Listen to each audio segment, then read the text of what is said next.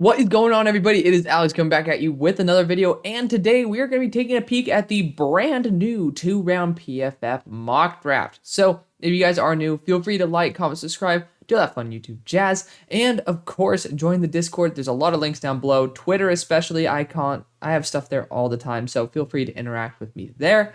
Let's get right into this. I am in the middle of a school day, and it is a little bit of a hell week, so we're not going to be able to continue this for a third round, but I'm very happy to say if it was maybe one round, we could have continued it. That's usually the way I like to roll if you guys are new here, but let's get right into it. Starting off with the number 1 overall pick, Trevor Sikkema decided to make this one. You guys can read all this into here, and unfortunately, there were some spoilers, but Texans end up trading up to number 1. This is like Bryce Young. Obviously, Irsay made a comment about Bryce Young, and I think that he'd work really well with Steichen. I hope to God that Steichen ends up using him properly and does not get him hurt, because obviously Jalen Hurts was a much more well-built type of guy than Bryce Young, who's going to be a lot slimmer. Apparently, the official height, or the way Todd McShay put it, was the real height was 5'10" and a half. We will see very soon what Bryce Young actually measures at. So intrigued to see that. I hope he is like 5'11" and 6 foot. Like it's kind of hard to say he's going to be 6 foot, but I hope he is.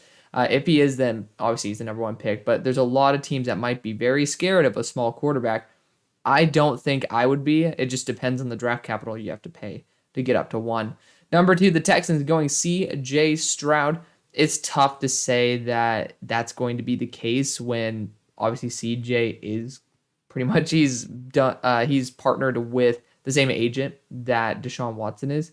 I know that there are some deals that have been made with clients of that agent, but when it comes to quarterbacks, I'm not 100% sure that the bridge is fully intact. So I'm a little bit worried about that personally, but that aside, I think that it's a very solid move. I have him a little bit down farther on my board. I have him at number 16 versus Bryce Young at number 4, but he is still my QB2. This is a very thin quarterback class, so I do not mind them taking them at number 2. Panthers having a mock trade with Arizona for Anthony Richardson. I would not be overly shocked if this were to happen, but when you do look at the teams in between this spot and Carolina Panthers, I don't know many teams that would necessarily be a threat to take AR. But I do understand that, he's a guy with a cannon arm. You have Frank Reich, the master of it all. Carson Wentz was minutes ago released. So, you are able to have a veteran that is kind of more of that, like that good gunslinger under Frank Reich, a good gunslinger, the gunslinger mentality that Anthony Richardson kind of possesses. But I've seen Anthony Richardson work on his mechanics in the offseason. To me, that shows work ethic. I'm perfectly fine taking him at 1 if I need to. There's a lot of stuff in the tape that's not good, but if you see the good work ethic, this is not a 1-year project. You're not expecting AR to take the Carolina Panthers to the playoff immediately. That's my only issue, and I think it would be great for Arizona if they are able to acquire future first from Carolina, because AR will not hit the ground running. Well, maybe he will actually hit the ground running, but he probably won't be hitting at full stride right away. And that might be very beneficial to a team that will be doing pretty damn well in terms of their draft position next year compared to how good their roster is thanks to Kyler Murray being out. But AR is a great, great fit here for Carolina. That is my favorite spot for him of all teams. Bears then go Jalen Carter at number 4. I think that if that is the case, you get extra first-round picks and you get the guy who I would probably recommend taking at number 1. Seattle Seahawks going Will Anderson Jr. I love it. Don't think I need to talk about it very much. He is a phenomenal edge rusher. I think he was used incorrectly. He was used as a 2-gap, and he's just not big enough. I'd rather use Miles Murphy, where you kind of decide your gap later on. I think Will Anderson actually has a brighter NFL career than he does college, and that's why I keep him at number 1. Not from the pure tape, but from the pure outlook of what he can be in the NFL. I'm very excited to see what Will Anderson has in store for all of us. Pick number 5, just kidding, 6, Detroit Lions going Christian Gonzalez. For me, I'm a little bit lower on Christian Gonzalez. People say I hate him. That is complete BS. As you guys can see, he is number 37 on my big board. That's after I moved up Dalton Kincaid, so he was at number 36 before. I think he's a very solid corner. I just saw him get schooled by Michael Wilson. That shows to me that there is a technical flaw, especially versus somebody who is not necessarily that great of a talent. And my only issue with that, because you can always make mistakes, we have to have margin for error as human beings, is I didn't learn from it as the game progressed. I watched Joey Porter Jr. get absolutely schooled by Charlie Jones, but by the end of the game, he was able to overcome that, and actually his kind of game-changing play was on the routes that they were burning him on earlier in the game. To me, that's why I have him as my number 2 player. That's why I would probably take him here at number 6 if I could. But to me, I didn't see Christian Gonzalez learn on the fly. Does not mean that he can't learn, but I don't really trust him to make those in-game adjustments, and that's why I am at 37. It's still a damn good corner. It's just my preference, and that's perfectly fine. Las Vegas Raiders going Will Levis. I have heard that the fit is perfectly fine. I do know that the Raiders are probably going to try to get a QB. Now, it really depends on if they want to go after Rodgers, if they want to go after Jimmy G. But, I just don't see... It really depends on the outlook of whether Josh McDaniels is going to be the coach of the future. I know right now it's too expensive to get rid of him, but you're getting Will Levis. That shows that you're already preparing for the exit of Josh McDaniels rather than, trying to make sure Josh McDaniels has the best surrounding cast, because McDaniels has had success with guys who are game managers. I don't think Will Levis is a game manager. I think he's a big playmaker. And similar to Derek Carr, I don't think that fits with the offense that McDaniels runs. And that might be kind of like the nail in the coffin for the Raiders as well as Will Levis for the short term. But if they do make this pick, beware that if once they have enough money to pay for another head coach, Josh McDaniels will probably be on his way out. So keep that in mind. Pick number 8, Tyree Wilson. I make this pick all the time myself. I think it's perfectly fine. I think it's a great pick. And I'll leave it there. I mean, he's a freakish athlete. You guys can read. We've gone over this a billion times already, but 6'6", 275, long arms, great production in college, and he still has a lot of room to grow. Cardinals with that trade back, Devon Witherspoon is an amazing selection. I have Devon at number 25 on my board, and that is, again, no slight to him. He's a damn good corner. I thought that the tape might be a little misleading, and I'm excited for the combine to be able to prove what my eyes saw in terms of his actual speed incorrect. And if that's the case, he's shooting up the boards because he's already tested very well in other categories. But, he has one hell of a drive. I'm excited to see what he can do for Gannon there. Of course, I would love to see Joey Porter Jr., but, Devon Witherspoon's a pretty damn solid option. Eagles going Paris Johnson. Now, that is intriguing. So, obviously, I have a lot of respect for Trevor Sikkema, so I'm going to try to understand this rather than just, say, no. Because, again, to be fair, everyone deserves that type of respect when they have earned that respect in this industry. But for me, I know, especially since they did not win the Super Bowl, pretty sure Lane Johnson's going to be there for a little while longer. Obviously, left tackle just got signed.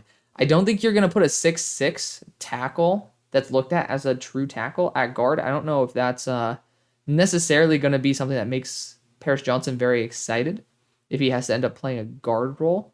And I don't know, if I wanted to go after a guard, I'd probably go Peter Skoronski. So I'm intriguing. So they're saying they have Landon Dickerson, Cam Jurgens to give him depth and versatility at interior, and Paris Johnson at offensive tackle. I know that's a luxury pick, I guess, but when you have Joey Porter Jr. on the board and you're losing Bradbury, to me, I think you need to be able to capitalize on that star corner that fits perfectly. I think that it's a bit of a misfire. I do know offensive line is very thin in this class, and it could end up screwing over one of their competitors like the Bengals or the Chiefs later on in terms of them being able to get a tackle. So I'm not 100% sure, but I personally would not make this pick at all.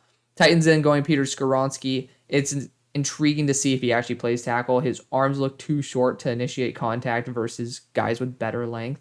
And that both makes sense mathematically, but when you watch it with your eyes, he never hits first. So he's never going to be able to dictate that engagement.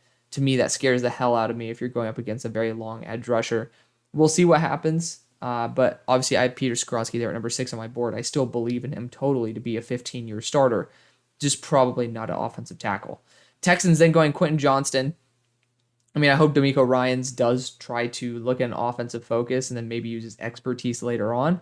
Because Quentin Johnston's a great player. I would never mind this at all. Jets going Broderick Jones. Not going to mind it either. Number 15 player on my board at number 13. Cannot complain. And number 14 overall, we have New England Patriots going Zay Flowers. Intriguing. I like it because I like Zay Flowers. I don't know if he's going to work. Well, actually, when you think about it, Bill O'Brien is going to be the OC. Oh, there we go. Well, we're thinking alike here. And wide receivers like Zay Flowers have worked pretty well with Bill O'Brien. So I don't mind that. I might have to feature that in a mock draft someday. I do love Zay Flowers. He's my wide receiver 4 starting out the year, and I think he's my wide receiver 3 now. So power to him. Power to him. Been a big believer. He's the reason why I did not like Andrew Booth last year. And, power to him, man. Good player. Really good player. And he put on 13 pounds. So good for him. He's up to 183. So Green Bay Packers then going Dalton Kincaid, who has making an exponential rise. He is now number 28 on my big board, and he's the only tight end in the top 32. I think he's the only tight end in the top 40 on my board. So almost top 50. He is head and shoulders my tight end 1, and I think that his play, and especially his hands, are incredible. So good for him. I think tight ends in round 2 are going to be more valuable, but it really depends on the NFL's outlook on the amount of tight ends, because I just think some of the players' talent is just a little too good to pass on, and I honestly would rather defer to getting a later version of a tight end, which is lower value, when you do have guys on the board like, well, pretty sure Miles Murphy's still on the board. So Miles Murphy would be a really cool option for Green Bay. Brian Branch as well. Commanders going Joey Porter Jr., I would be ecstatic. My number 2 player in the draft. Darnell Wright is my favorite player in the entire draft for the Steelers, not named Joey Porter Jr. So I love it. He is my offensive tackle 1, if you count Skoronski as a guard. So yeah, Darnell Wright, he has a lot of room to grow. I think Steelers fans are going to get really frustrated, but you have to wait till year 2 for Darnell Wright to be at his max capability. He only played 1 year at right tackle. He played it very, very well, and he's going to continue developing, but he's a very big athlete, and he's, I think, 340 something pounds. He definitely has what you are looking for, but he does need time to develop, and I need to caution that. Lions going Brian Branch is very intriguing to me. Christian Gonzalez and Brian Branch, I'm not going to knock going DB twice, but it's just intriguing. I don't know if you would spend 2 first-round picks on DBs, but if you do, not going to fault it. Not going to fault it, because I do think that's an area of improvement. And then Brian Branch, Kirby Joseph, Tracy Walker, that's a pretty nasty safety/slot trio. And then you have Christian Gonzalez and Jeff Okudah. You could be building a no-fly zone for the next 5-10 years, and I'm very excited to see how that would shape up. Nolan Smith for the Tampa Bay Buccaneers. So Trevor chooses Nolan Smith for his own team. I love Nolan Smith. Pectoral tear ended off his season, and he has had a very, very, very steep rise on my big board over the past 12 months. He's just somebody that completely revolutionized his game in the positive way. I'm very excited to see that, because I always give credit where credit is due, especially for some of these players who, take that big step. Felix Anudike-Uzomah, Nolan Smith, those are 2 of the guys where, they did take huge steps for me in terms of their play this year. Got to show them love where love is due. And it sucks to see that pectoral tear end of the season, because I think he could be making an even higher push if he ended up playing more. Seattle Seahawks going JSN. I don't mind it. Dwayne Eskridge, man, he was one of my guys. I was so excited for him, and he just has yet to pan out. I don't think that's an awful pick at all to go after a wide receiver to, continue adding some beef in there. But I would just say maybe offensive line's a little bit of a smarter idea. Linebacker, you have 2 second-round picks. We'll check out what that is. But, and JSN, not a bad player, and then you also have to add in the fact Tyler Lockett is kind of getting older. So, we do need to focus on the future. This might be a pick where in the future you bring in another quarterback and you have at least a veteran, you have DK, and then you also have JSN. So you have pretty much the whole life cycle of wide receivers there for you. So you have a nice balance there. Chargers in going Lucas Van Ness. I would like this. I am not a Lucas Van Ness guy remotely. That's me. Granted, there's not very much tape out there that really shows him without having to pretty much pick through every single white dude on the Iowa defensive line. But I'm going to highlight the game that a lot of people highlight as its strength, and that is the Ohio State game as well. I thought he was kind of a one-trick pony. He has speed to power, and that's wonderful. He can convert it, but I don't really see much else. This is a spot where you have Joey Bosa. You potentially have Khalil Mack. It is up in the air whether he's going to be there, but I think they're just going to restructure his contract. So you have two potentially amazing mentors, and this guy does have that ability to convert that speed to power in the right situation. I totally believe that Lucas Van Ness can totally kick ass, and this would be a really intriguing one. I've never seen this before, but I do like it. I would prefer Jordan Addison, but I'm just looking at this pick on its own. Not bad. Love seeing some Clark Phillips love here. You know, it's surprising to see him get drafted at 22 when, you know, PFF ranks him so lowly. And I know that's more, if I'm not mistaken, a consensus board.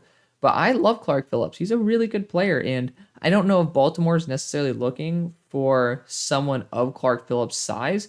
But, you know, he is somebody who he kind of masks it. He plays very well, even against larger receivers. So I'm not gonna knock the pick. Really, I think he's a good corner. I'd prefer Emmanuel Forbes if you're going for a smaller guy, but even Emmanuel Forbes is putting on weight too, so I'm excited to see that.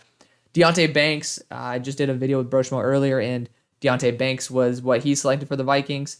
I think that he's a solid fit, and I mean, he has all the athleticism in the world too. He's a good player. I would rather him be in closer up than in off coverage. Personally, I don't think that he reacts as well as maybe I'd hope that he could, but if you put him in the right situation, which I think Brian Flores would, this could definitely be a really good pick. I have him as a late second, early third.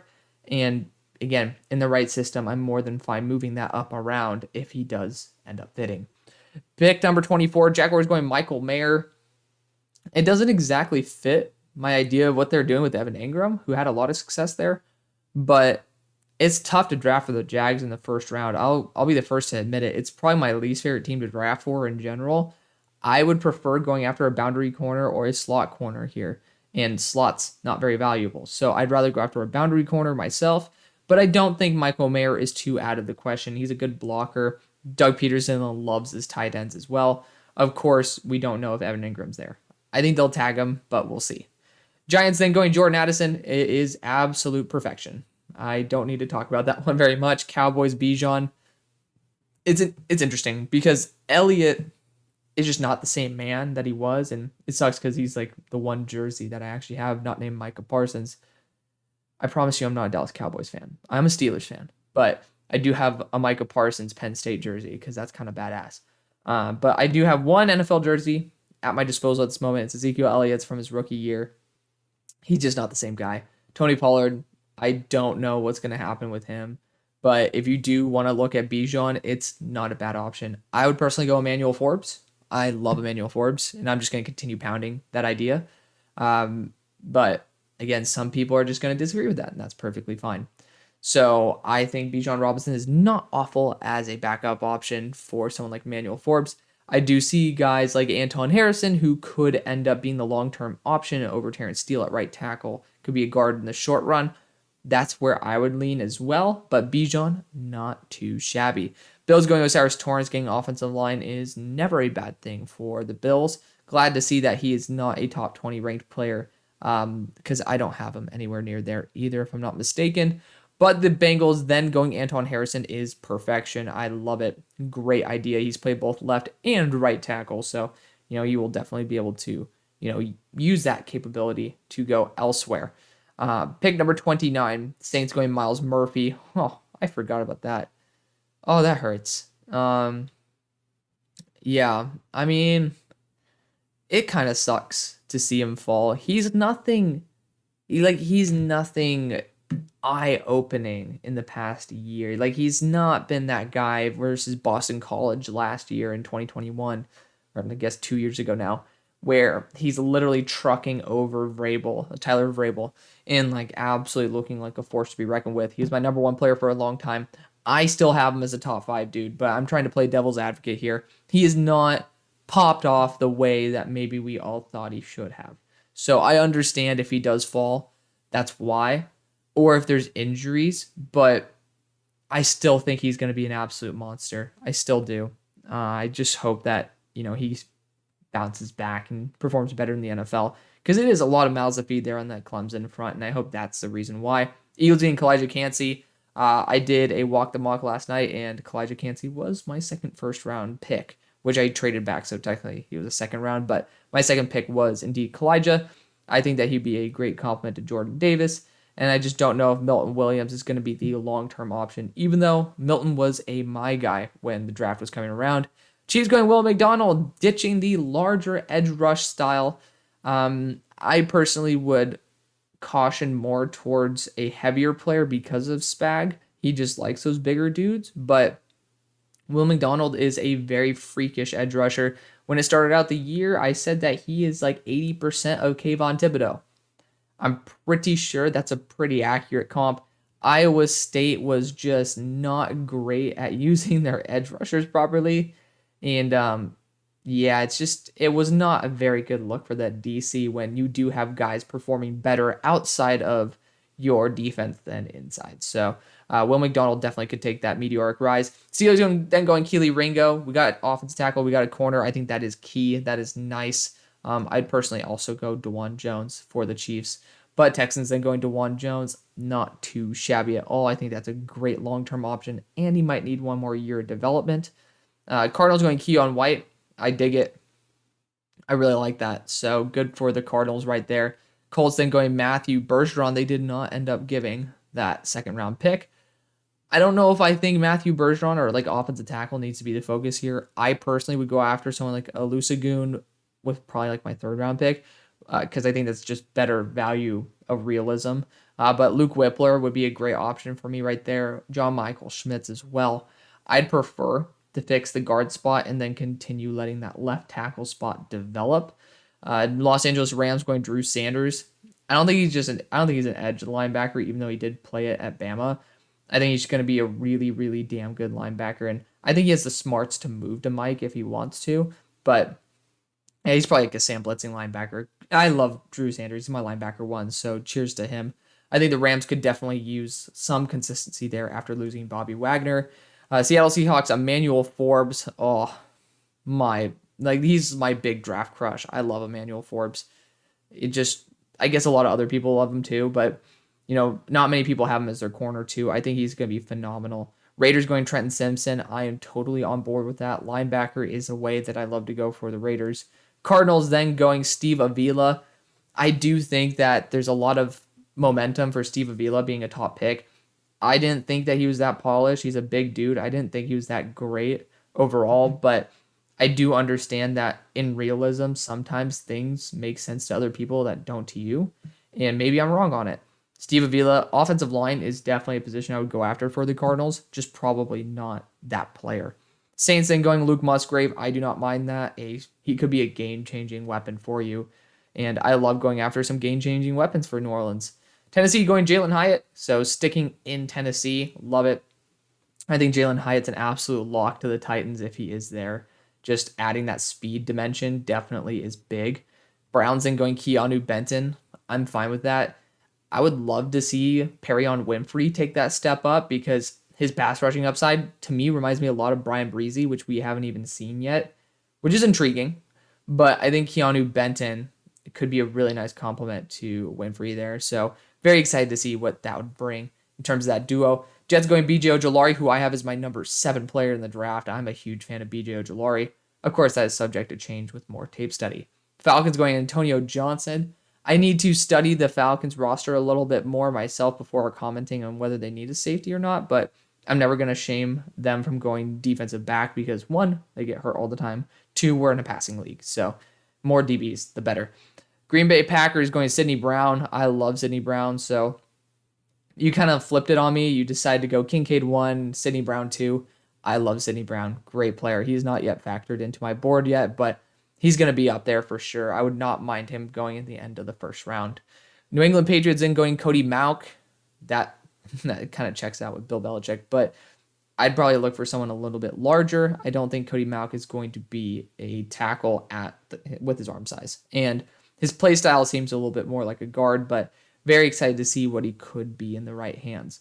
Just Commanders going John Michael Schmitz. I dig it. Big fan of that. You can also use him as a guard. Lions going Mosley Smith. I made that pick myself. And I think that's a great move, keeping him there in Michigan, going from Ann Arbor to Detroit. Then the Steelers going Brian Breezy. I think that's ideal. I think he'd be here due to medicals more than anything if it does end up being that way. Production has not been nearly as good as what people want it to be. He had, I think, 16 pressures. Or 16, yeah, I think he had 16 pressures. Might have been on the year, or it might have been up to that last game. But he had, like, his pressures skyrocketed based on his last 2 performances, and that's it. It was really, really inconsistent most of the year. And there's definitely some concern there with Breezy, especially with 30% missed tackle rate, going to the backfield, just not really understanding where the ball is. There's some issues there, but Steelers, which I don't like saying it because I'm a Steelers fan, is the right place for him to be because Cam Hayward would be an amazing mentor for that. Buccaneers, Darnell Washington, would love to see them test out something freaky like Darnell at that 270 frame. Miami Dolphins going Tyreek Stevenson. I love it. He is somebody who I have at number 35 on my big board. So him being a boundary corner there for the Dolphins would be awesome. Adita Miwa Adebaware. He is a dude who's, I think, 6'1" with 34-inch arms. I need to reevaluate him. They didn't really use him as well as I hoped they would at Northwestern. And, he looked awesome at the Senior Bowl. I got to watch the one-on-one reps. He's really, really awesome. He could be a big riser on my board. Right now, not so much. He did not look great when I was watching him at Northwestern, but definitely can be one of those risers. Joe Tippmann, not a fan of him at all personally. I saw that Michigan State game that he played, and I thought that it might have been some of the worst run blocking I have ever seen. I need to reevaluate him because he's been rising up boards too. Very intriguing to me, but we'll check it out. And obviously, I'm not going to say that my decision is final. I'm more than willing to be incorrect and give credit to the player than try to be right. Like, I don't care about being right. I don't care about being right the first time. I just want to be right in the end. And I'm going to stay true to myself. I'm going to make sure that you guys know what I honestly think. I'm not going to, say, oh yeah, no, I love Joe Tippmann. I didn't like him when I watched him, but that doesn't mean that I can't when I rewatch him. So there's a lot out because that's exactly what happened here with, where's he at? Keanu Benton. Keanu Benton didn't like him, but rewatched him this year. He looks so much better. So again, until the final tape is watched, my opinion is not solidified. Tucker Kraft for the Chargers. I thought he was an all right tight end. I didn't think he was deserving of a round 2 selection. I think there's still some better dudes on the board. I think that Josh Wiley should be the guy who's the secret tight end to sneak into day 2. Cedric Tillman for the Lions. Intriguing to see them go after Cedric Tillman this high. He has been able to work on his game as well. It looks like a better receiver. Just don't think the Lions should be going after him at 55 when I see someone like Jack Campbell on the board. But Cam Smith for the Jaguars, very solid. I think that would be a good fit for them. Jack Campbell for the Giants is great. I just think I would take him a lot earlier in a very weak linebacker class. Dallas Cowboys going Garrett Williams out of Syracuse. I love it. I love going boundary corners. I said I would go Emmanuel Forbes earlier. And, well, you're kind of getting your nice DB later on. Bills going Jahmyr Gibbs. I don't know if I really want just 2 of the James Cooks on my team because I really do think they are of a similar build. Maybe Jahmyr Gibbs is 20% better. But I'd rather go after someone like Zach Charbonnet, even though he doesn't perform well in the cold, because you just have that nice complement of a bruiser to more of a game changer home run hitter. But I do understand if you want to just say, hey, James, you're going to be Jahmyr's guy to keep. Both of you guys have fresh legs. By all means, I think that they know a little bit more than I do about making sure that players are up to full capacity. Bengals then going Sam Laporta. I love Laporta. So happy to see him get some love there too.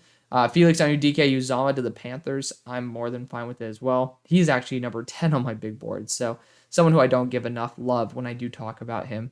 Eagles then going Josh Downs. I don't know about that one necessarily, but I do think that the value is kind of too good to pass on.